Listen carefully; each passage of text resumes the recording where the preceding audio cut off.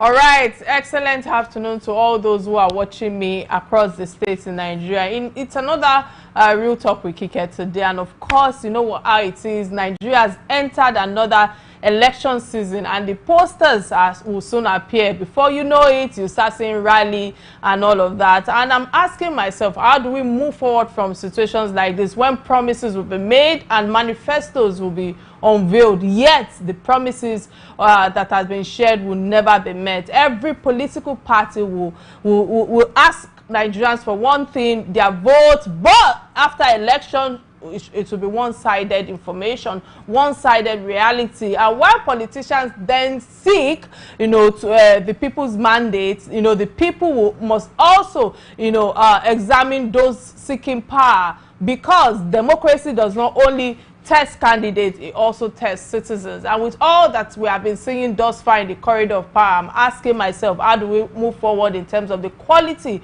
of leadership that we will be seeing when the old situation is in our faces? And how do we actually, you know, look for standard and seek for standard with all the political leaders that are coming out to want to, you know, seek for our votes? And these are all the conversations I will be having today when it comes to the campaign season, you know, that is already right in front of us, when INEC actually have published, you know, the dates and of course the people that are interested in this. And should it be just another, you know, mandate, or should there be a stronger vision that we should be seeking from those people who are coming to the corridor of power? All of that is something that I will be unveiling when it comes to the greatest capacity that we should be looking for. Is this an idea? Is the idea that we should be looking for from these people? Because many times I feel that ideas are not yet, you know, promoted or shared.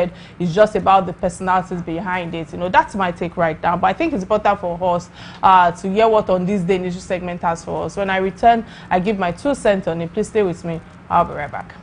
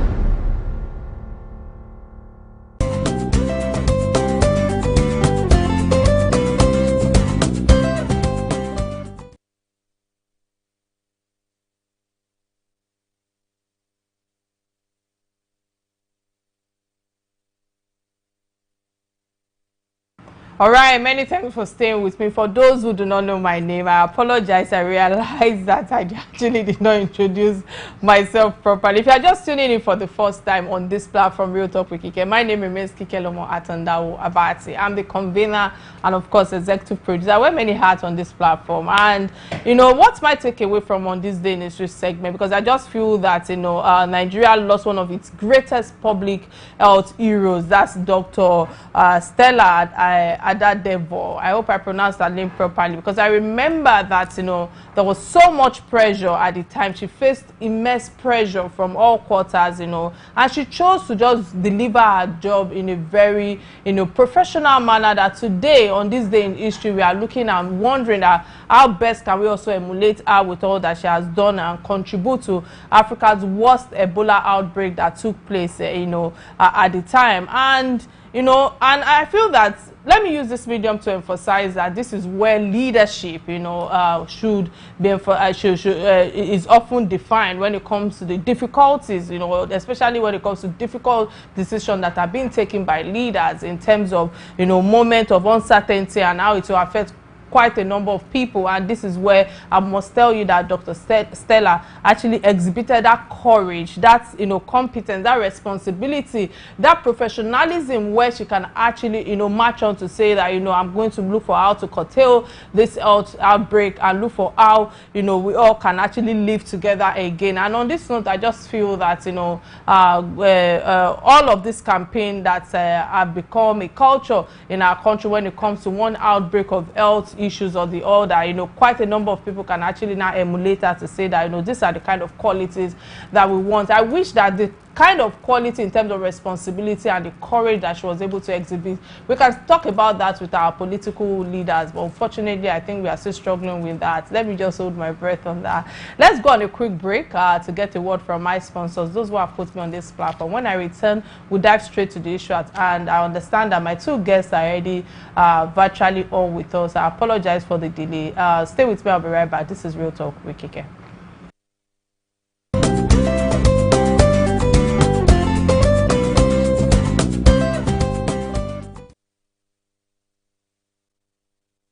Hey guys, my name is Kike and I'm super excited right now because I am in my alma mater UMCC for the Maltina Nourishment Tour. Now, in case you want to get us, but why is it not your old school? It's very easy. If you want the Nourishment Tour to come to your school, all you have to do is visit maltina.mbplc.com or visit Maltina across all social platforms. Fill the form and nominate your school over time, just like that. Boom, boom, boom, boom, zoom, zoom, zoom. The Nourishment Tour will land in your school.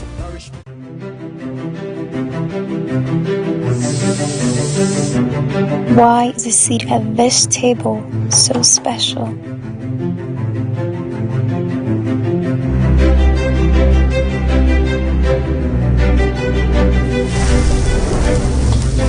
Culinary luxury at its finest. The peak of private dining. A rare fusion of flavors coming together to create one-of-a-kind masterpieces never made before. Be the ultimate host at Echo Hotels. Exclusive new Oak Table.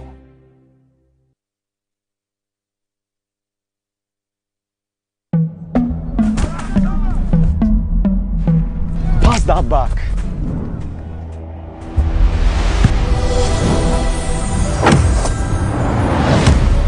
I bet you can't do that again.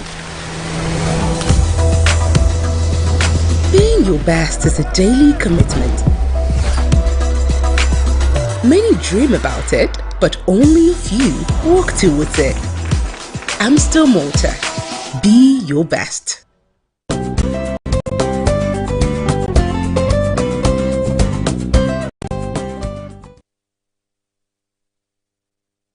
All right, many thanks for staying with me. And of course, the campaign window for 2027 general election is now officially open, and across Nigeria, political parties are beginning to prepare for rallies and media campaigns, town hall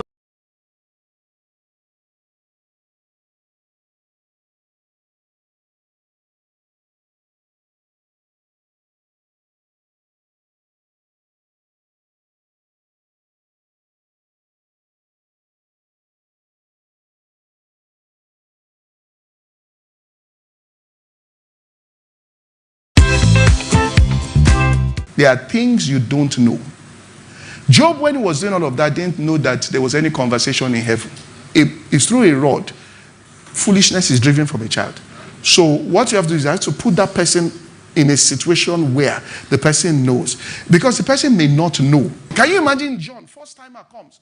So today I feel that what best topic should we discuss rather than bring this conversation to fall to have with those people who are planning to contest, and it's about the standard of Nigeria that should, demand from everyone asking to lead this country with all the challenges that is facing us across all sectors right now. And to discuss this conversation with me are two prominent guests. Joining me is a legal scholar, corporate governance expert, and barrister and solicitor and law lecturer at the University of All. That's Dr. Alimu Lateef. Many thanks for creating time to lend your voice on issues that affect us. And of course, it's being joined as well by Professor Christian Harrison. Let me use this medium to actually congratulate Professor Harrison, once again on your historical appointment as the first black chair of the British Academy of Management, a milestone that reflects, the growing global impact of Nigeria as wherever we find ourselves, especially when it comes to scholarships. I must say that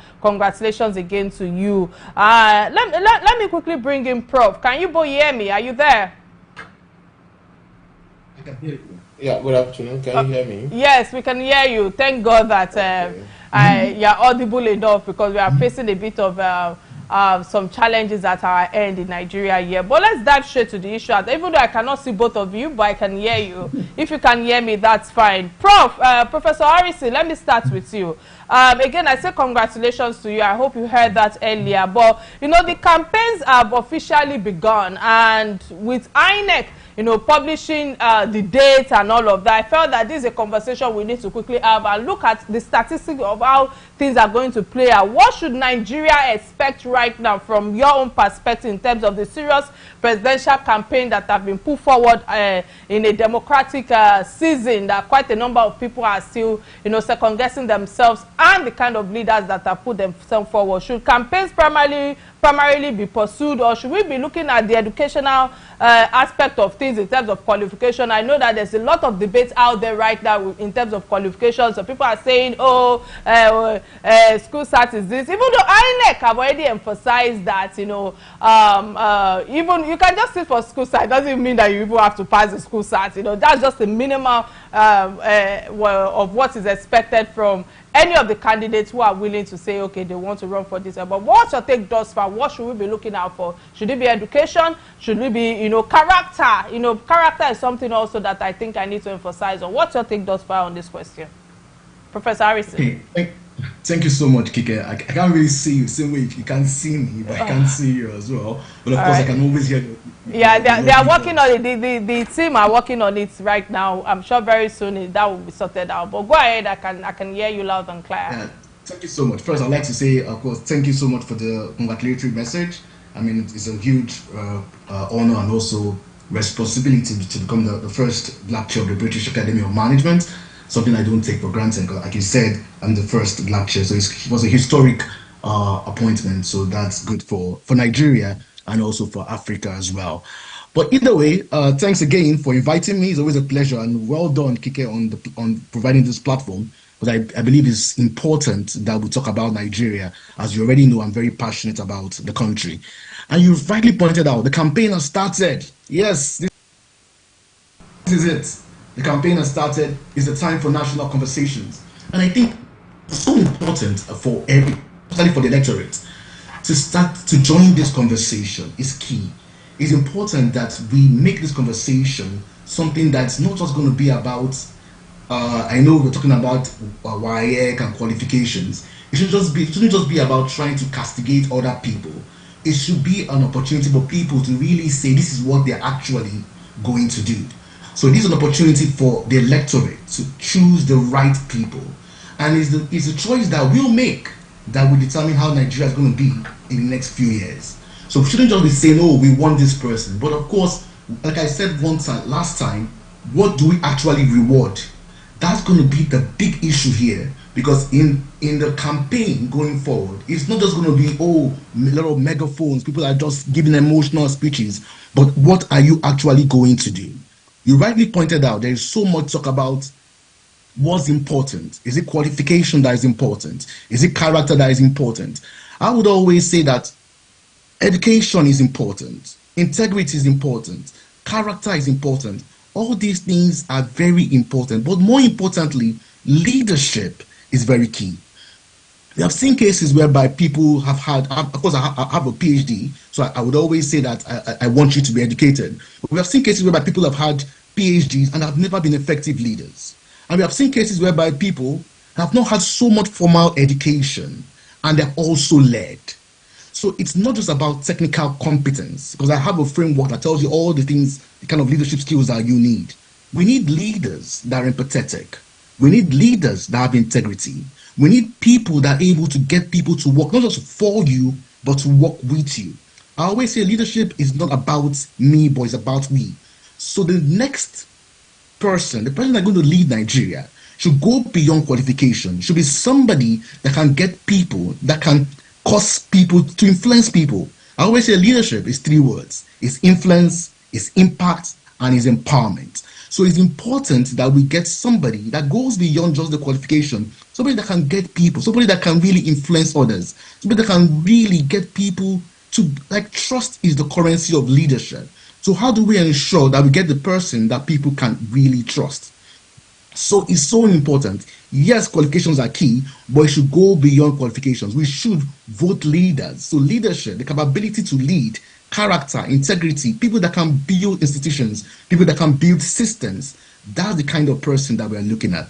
But more importantly, like I said initially, I'm so passionate about this campaign season, because this is the time that people are really going to tell us what they want to do. So now the power is in the hands of the electorate. This is the time for us to choose and shape the future of Nigeria. We will never have this chance again in the next few years. So why can't we take it? All right, many thanks, Professor Harrison. I like all the pointers or nuggets that you have put out there, that leadership is not just about me, it's about we, and leadership is about influence, impact, and of course empowerment. But with all that you have shared thus far, before I come to Dr. Lateef, Dr. Harrison, I would like you to emphasize a little bit, because all the adjectives that you used earlier, to describe what is expected from a leader, it's a different ball game when it comes to Nigerian political party lost their ideological identity now, because I feel that ideas is something that I feel that most of these political personalities actually lack. Most of these parties they are not driven by ideology. I would like you to speak to that specifically before I come to Dr. Alam. What's your take on this? Thank Kike, and it's what you've said really is so true, in the sense that I strongly believe that ideology is key. Parties should be shaped based on ideas. Parties should be shaped based on the ideology, not just based on people or influential people. And that's one thing that we have struggled over the years in Nigeria. Many of our major political parties, when we think about a big party, maybe APC, PDP, and all the big parties, what do they really stand for? And that is where we need to really reshape the narrative. Let's go back to the UK, because I'm based in the UK. We have 2 big political parties. We have the Conservative and the Tories. When you think of the Tories or the Conservatives, you think of the economy. You think of a market-driven economy. You're looking at capitalism. They're trying to reduce the tax. Then when you think of the Labour Party, you're thinking of social welfareism. You're thinking about the workers. Then when you think of the Green Party, you're thinking about sustainability, the environment. All these parties have ideology. Even in the US, when you talk about the Democrats and the Republicans, they have different ideologies. And that's why, regardless of the person that comes in, you know what those parties stand for. So it's important that we go beyond just the personalities. These parties should be able to have ideas. This is what APC stands for. This is what PDP stands for. And it leads to the manifesto. That's why the manifesto is very important, because the manifesto, I always say, is the written contract between the electorate and the party, the electorate and the person, because all these parties have ideas and have a manifesto of what they're actually going to do.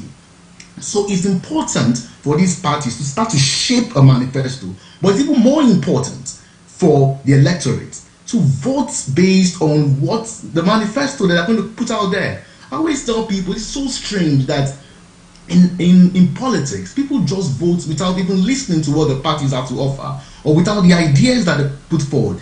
If you're going to buy your car, you would ask questions, isn't it?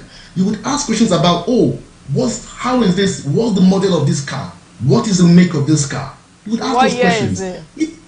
What year is it made, isn't it? I'm of course an academic. When we have open days, people, the parents are asking, oh, University of Greater Manchester, what is the ranking at the moment? So you ask those kind of questions. So why don't we ask those questions when we vote? Why don't we ask those? I've exhibited before, because if you pause for a moment and think about the kind of personalities, for lack of a better word, right now, running for these campaigns again, are people who have ruled us one way or the other and have brought us to the mess that we found ourselves today. So Nigerians are asking, should it be a culture of, do we lack leadership in the younger generation, or is it that they are not allowing the younger generation right now to actually even try themselves to see what they can contribute in terms of impact and empowerment to the country at large? Or from a governance and constitutional perspective, what's your own standpoint with the issue at time when it comes to political parties being held at a higher standard of policy,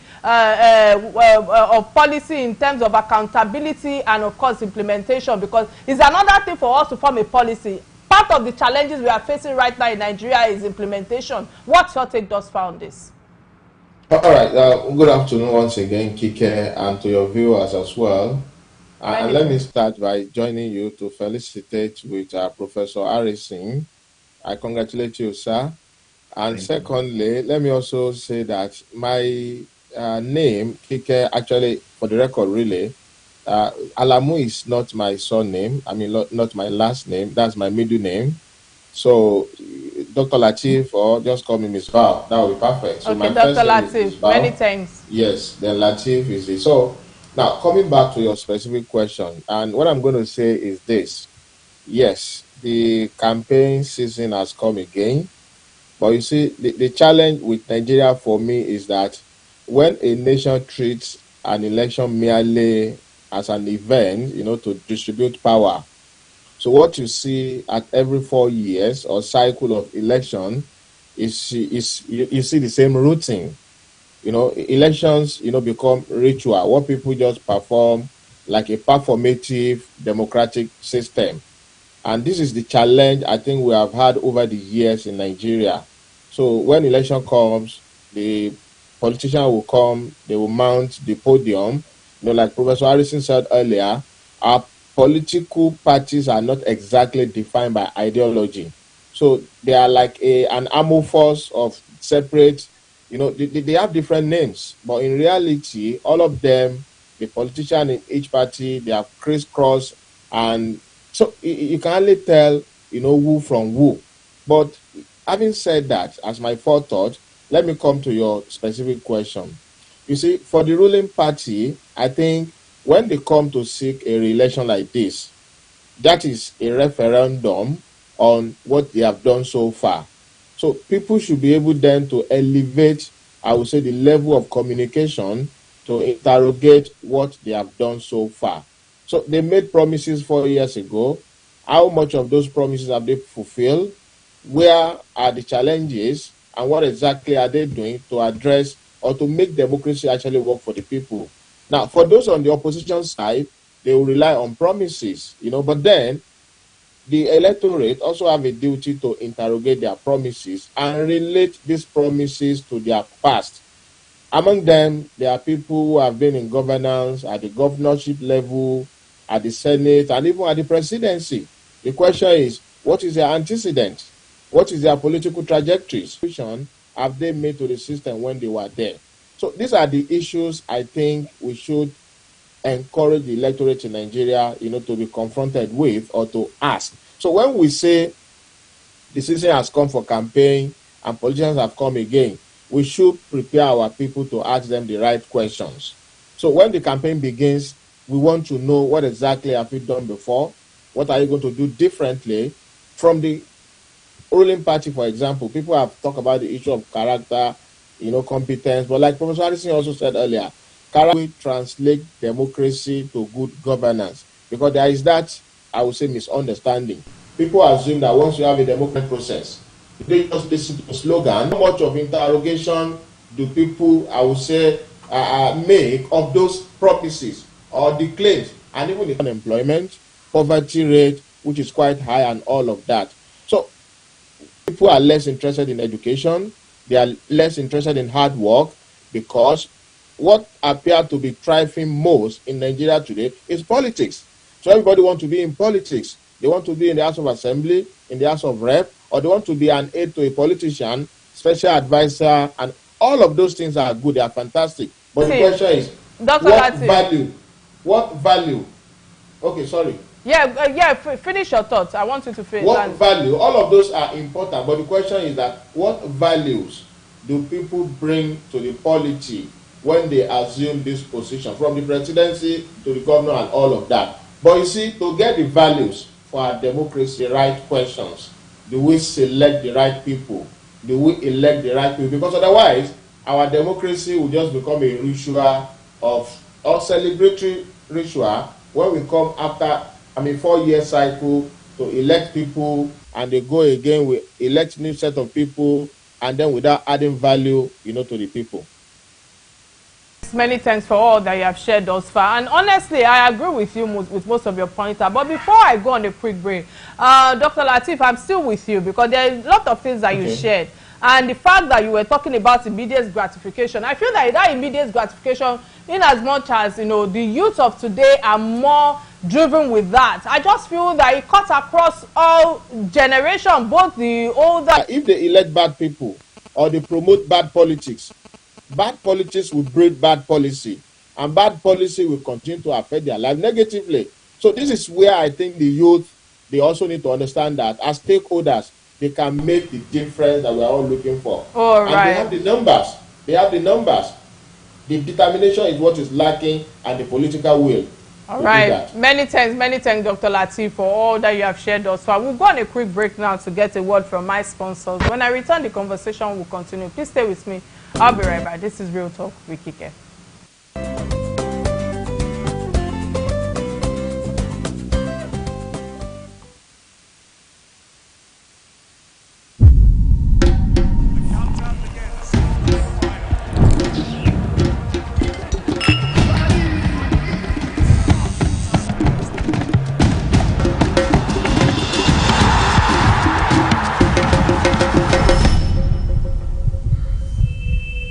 Lateef, nice to meet you.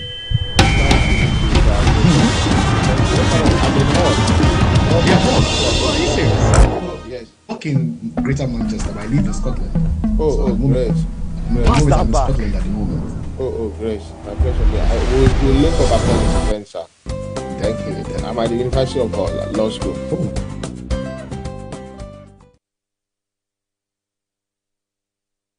All right, many thanks for staying with me. If you are just tuning in, this is Real Talk with Kike. And in the first half, we've examined what Nigerians should expect from political campaigns, and of course the standards every candidate should be required to meet. And in the second half of this segment, I will focus on the issues that should define the 2027 elections and the responsibilities citizens have in shaping the outcome of the election. But let me use this medium to open the phone lines for those who are watching us across the states. That the number on your screen right now is the number that you can call to lend your voice on the issues that affect us all.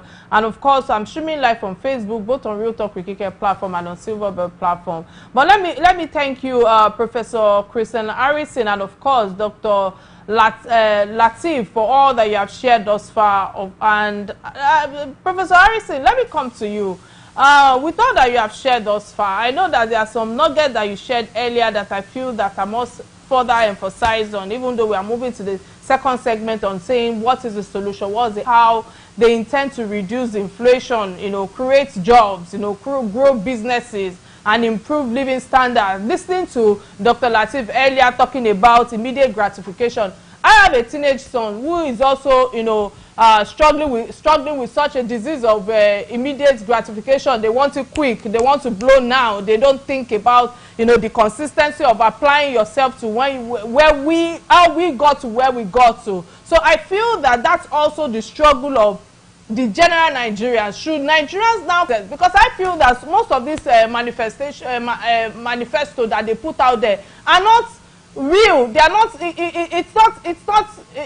not relatable to our reality of our economy today. How do we look for how to find a balance with all of this, hoping that, you know, those who are listening to us right now, that is the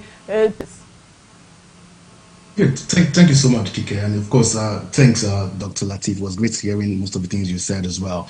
I mean, you said something that is so important about the promises that people make. And most of the time in campaigns and manifestos, people promise heaven. People even say they will change water to wine. And at the end, we see it and it doesn't happen. It's not the first time that we have heard that, oh, when I become president, or when I have roads in France or something. So it's important that we manage expectations of the electorate. And that's why after people, and that's sometimes it leads to voters fatigue, because some people are like, okay, why am I voting when I already know this is what's going to happen? So it discourages people. But I think it boils down to a couple of things. First, it's important that we try to make our leaders accountable. Professor Harrison, if you can hear me, I apologize, I had to interrupt your thought process. I understand that we have a caller on the line. Let's hear their own contribution on the topic at hand. I come back to you immediately. Hello, many thanks for calling. What's your name and where are you calling from, please? The name of the breast milk. Are you there? Unfortunately, I have to let that call go. Professor Harrison, please go ahead with let your thoughts count, please. That was good to hear this, but hopefully she'll join us back. Like I was saying, at the end, it's left for us to be able to hold them accountable. So we should be asking the right questions. What should we be asking is, when they have promised all this, we should be asking them, how are you actually going to make it happen? I mean, that's what we should be asking them. Let me give you a very good example. Of course, those of us based in the UK, we know Liz Truss. Liz Truss was the shortest serving prime minister in history. Some even said she lasted long or shorter than the life of a lettuce. And it was just 49 days. But what ruined her government? Because she came up with a policy about taxation. It looked good on paper. Yes, I'm going to reduce tax. But at the end, the question was, how are you going to fund these tax cuts? It wasn't clear how she was going to fund it. And as a result of that, the whole market crashed. There was no fiscal review about how she was going to do it. And that's how governance, and that's how leadership should look like. If somebody says, oh, we're going to build 200 hospitals in maybe Kano or anywhere, how are you going to get the money to do that? So that's what we should be asking. And that's why I'm happy with the program, because you all do a good job as journalists. You ask these people, okay, yes, you said you're going to become the president, you're going to become the governor. Tell us how you're actually going to do it. And I think that's where we should be, because that's going to help with the number of promises that we're having. People shouldn't just be saying, okay, yes, I'm going to change. I'm going to make Nigeria great again. How are you going to make Nigeria thank you, again? Doctor. Thank you, Professor Harrison. Dr. Lateef, let me come to you now. You know, every administration promises security. And I feel that on this second segment of the show, that, like I said earlier, we should focus on the major issues at hand. And insecurity is one of the major challenges that we have in Nigeria right now. Yet, insecurity remains one of the Nigeria's greatest, if I'm allowed to emphasize on it, in terms of challenging. What specific questions should citizens actually demand answer to before trusting another security promises? Because I feel that now that Professor Harrison is giving journalists kudos, maybe I should throw it back to you guys. What do you think we should be asking? What should the citizens be asking or be demanding from any of these personalities who want to run for presidency? What's your take on this?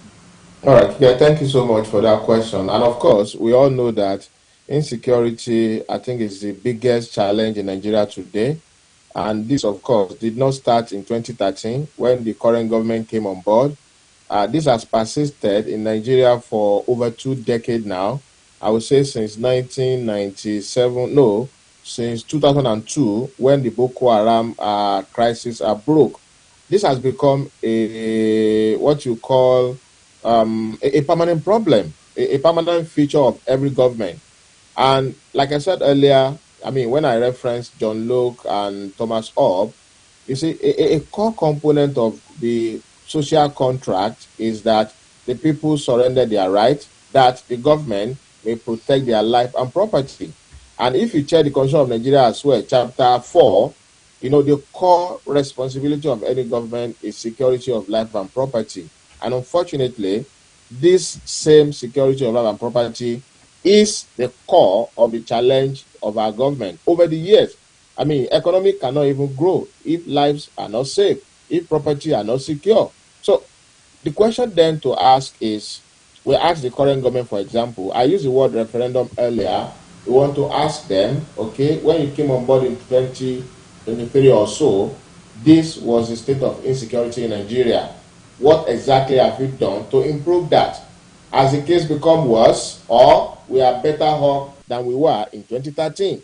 And for those who are coming, we also need to elevate the level of, engagement by asking them, these are the challenges of insecurity that we have identified over the years, and particularly under this government. What exactly are you going to do differently? And without mentioning name, a certain candidate, for example, said that he will have gone into